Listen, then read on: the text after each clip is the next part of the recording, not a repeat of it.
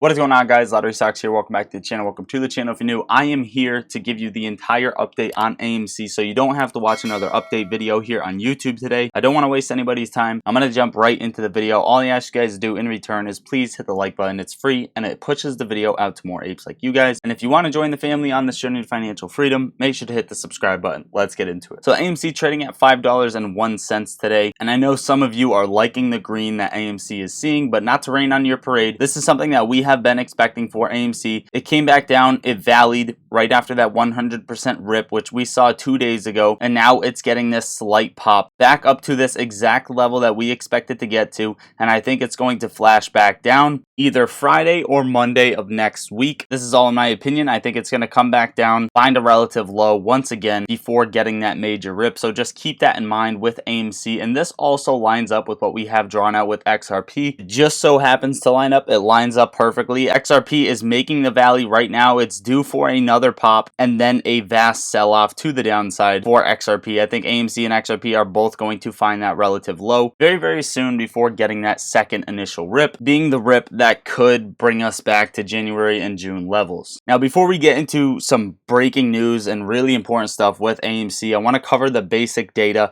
29.59% short interest, so shorts added on to AMC day in and day out. They're adding more shorts on the stock. Utilization sitting at 80.53%, cost bar average sitting at 340%, and the max at 360%. As for APE, they're also adding 18.55% short interest and utilization at 90.44%, which is extremely high utilization. And seeing that APE's utilization is higher than AMC is very interesting, because we know, I called the reality twice, that APE shorts are going to have to cover if the conversion reverse split does go through. It seems as if shorts don't think that it will go through. Cost bar average not being reported over on APE as well. Now, GameStop sitting in this channel, it's looking decent. We expect GameStop to pop actually sooner than AMC, XRP, and a few other plays. GameStop is going to retest this channel and either get this breakout over the next week. Worst case scenario, it comes back down to $20.65 for a retest on this ascending support level that we have for GameStop. So those are the two scenarios. It's either going to bounce here or it's going to break below the channel like AMC and GameStop usually like to do. They like to flag out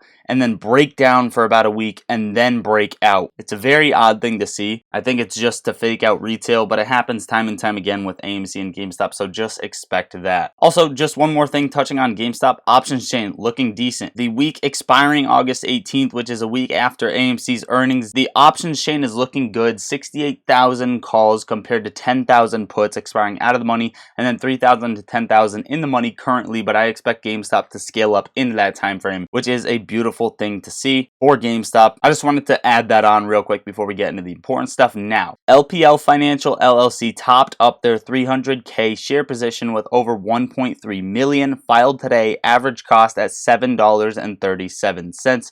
You can see that right here. Plus another NYSE order imbalance for APE, 236,958 shares, and order imbalance for AMC as well. Now you can see right here this order imbalance for shares that were on the buy side. Now you might be asking, what is an order imbalance? We went over it before. An imbalance of orders is when a market exchange receives too many of one kind of order, buy, sell, limit, and not enough of the order's counterpoint. For sellers to complete their trades, there must be buyers and vice versa. When the equation is slanted too heavily in one direction, it creates imbalance. In other words, there are way too many buy orders coming in right now for APE compared to sell orders. In fact, no one is selling, which means somebody must know that the conversion is going to go through, because APE would be the true play here, at least temporarily. You guys let me know what you think about this in the comments down below. Plus, on top of that, the daily put premium, you can see, dropped all the way to down here. You can see the daily call premium is way above that, and the sale of puts, the selling of puts, is usually a bullish thing to see, right? You usually buy puts when you think a stock is going to go down, but when you think it's going to go up and you think it's going to be bullish, you sell these puts. And that's exactly what you're seeing right here over on AMC net flows. Plus, AMC still sitting on the NYSE threshold securities list. I believe 26, 27, I don't know, somewhere close to 30 days now. And yeah, the fails to deliver are really high, which we talked about in yesterday's video, but they're not even high here and there. They're now high at sustained levels. Almost 13 million FTDs day in and day out, which is nothing like any other stock traded on the stock market. Now, Rose Izzo's attorney wants the status quo to remain in place even if Zurin approves the settlement. They want AMC to sit through all potential appeals at higher courts before enacting reverse split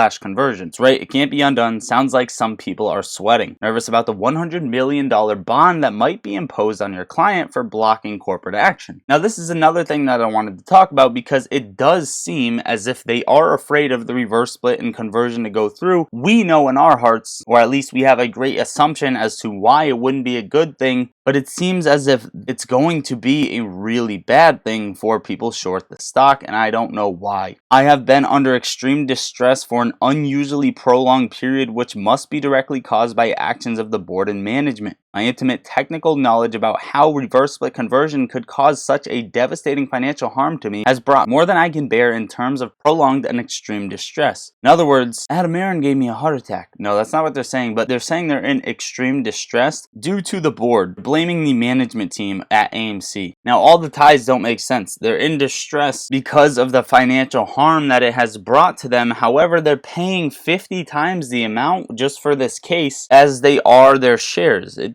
just doesn't add up. Now, guys, before we move on to the SPY and some additional stuff to close out the video, if you want up to 15 free stocks, each valued up to $2,000 per stock, and a chance at a Tesla or EXPE share, use my link in the description and pinned to the top of comments to download Moomoo, make a deposit. It can literally be $1. You will start getting benefits from there, and it takes 2 minutes out of your day. Make sure to go do that. You will also get access to free level 2 order book data, access to trading options, going long, going short, and more. Also, guys, pop in the Discord. You will not regret it. I post my trades as soon as I take them. Plus, I'm in there on the daily to talk with you guys, and we also post gains, post losses, take some degen bets, and have options trading alerts in there and more. Overall, it's definitely worth getting in the Discord. If you guys aren't in there, make sure to get in there. It's $1.99. You won't even notice it come out every month, and you're getting a lot more education and stock plays that are going to benefit a lot more than $2. S&P 500 trading at 455.80. Not much to say, down 0.44% on the day. It got rejected on this trend line that we have been watching. It's coming back down for a base, making a little bit of a hammer candle,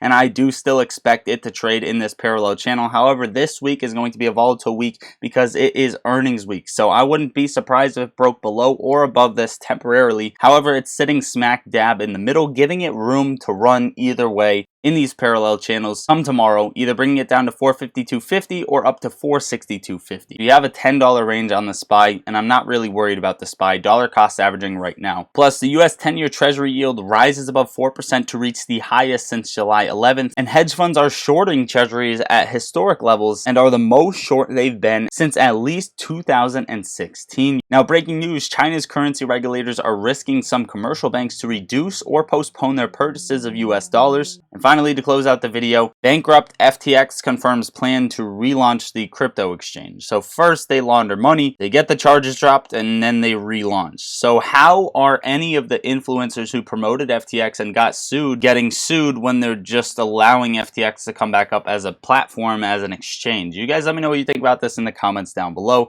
Make sure to share the video on your way out, drop a comment, hit the like button. I love you all. Lottery Stocks out.